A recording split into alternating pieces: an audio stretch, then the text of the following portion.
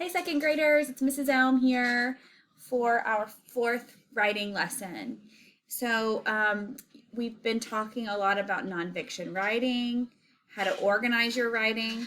And yesterday we talked about organizing your chapters from easiest chapter to the hardest chapter. So I thought by now you guys probably have a lot of chapters written in your book. Maybe you've even started your second book by now, and that's awesome. So I thought we needed to pause here and talk about how to edit your writing to make sure you're editing as you go. So for me, the easiest thing for me to do is after I write a chapter, I go back and edit. Then I write a new chapter and then I go back and edit. That way it's not so much, because if you wait till the end of your book to go back and edit, it could be a lot and you could get really overwhelmed. So I thought we could stop and talk about the chart that you have for editing.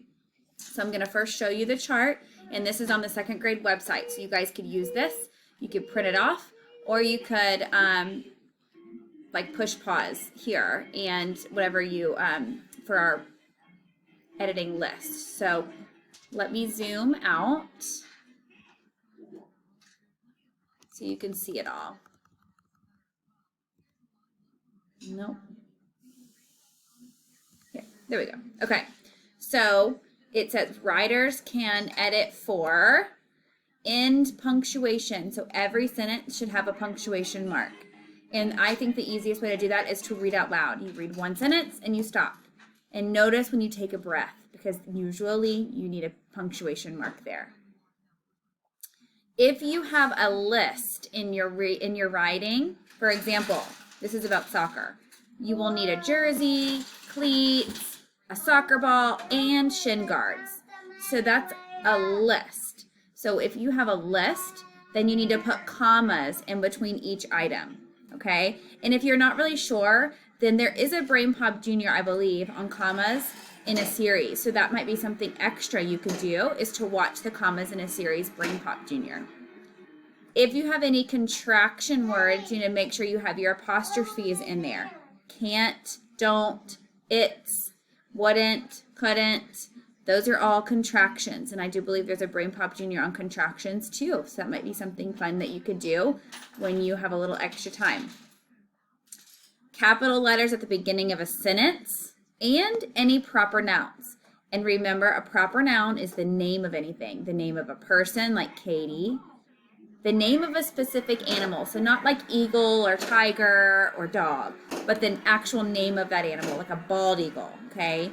Or a Labrador, that's the name of a dog, okay? Walmart is the name of a store. Africa is the name of a place. So anything that's the name of something needs to be uppercase, capitalized. There's a Brain Pop Junior on proper nouns.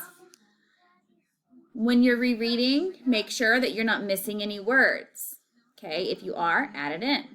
And make sure that when you're spelling your words, your spelling doesn't have to be perfect, but your sounding out should be. So if you hear the A sound in a word, it should be either with a magic E, A-Y, or A-I. And I put some spelling patterns down here for you that you might need, that might come in handy. So I have a chapter that I've continued to write. So I wrote, yesterday you saw this chapter, learning something new about bike riding. Okay, so I thought, what else could I write about how to teach somebody to do something new? And I thought, oh, I could teach somebody how to throw a Frisbee. So I have a new chapter, and, excuse me, I do not have a new chapter. That's not the right thing. This is the same chapter. This is just my second page. So this is on with the learn something new, so I don't need a big heading. But you remember yesterday in the Puffins magazine we were reading, it was like a news article, they had little headings. And so I decided to do that too. So I have like little headings. So here's my big heading, learn something new, and I have a little heading about bike riding. Now I have another little heading about Frisbee. So I'm going to reread my writing, and I'm going to make sure I'm checking for punctuation. So I'm going to do that first. So I'm going to reread my writing, and I'm going to read each sentence at a time and make sure I have a punctuation mark. And it's okay to use some bossy language in nonfiction writing, because your bossy. You want to tell others how to throw a frisbee, or you want to tell others what you know about tigers. So it's okay to be bossy and use an exclamation point sometimes.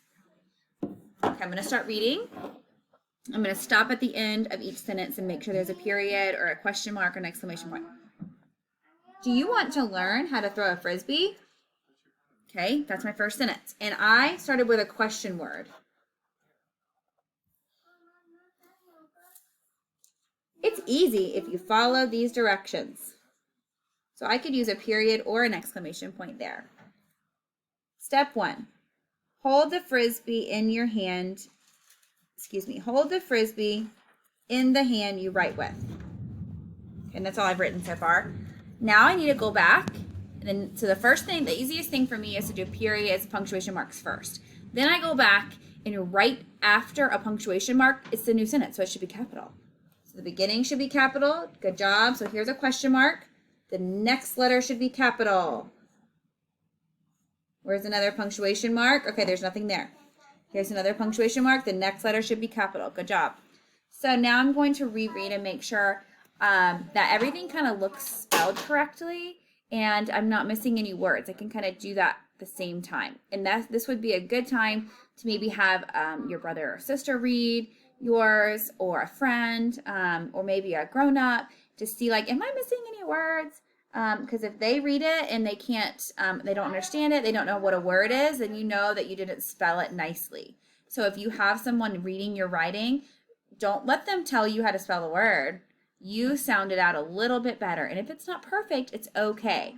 I want you to work on sounding out words. Do you want T learn? That doesn't even make sense. Do you want to learn? So I didn't finish writing that word. I kind of forgot to finish writing that word. So now I'm going to reread. Do you want to learn how to throw a frisbee? Now I know that was supposed to say how because I knew what I was supposed to write, but it kind of looks funny. Doesn't it look funny? I think I mix up my letters.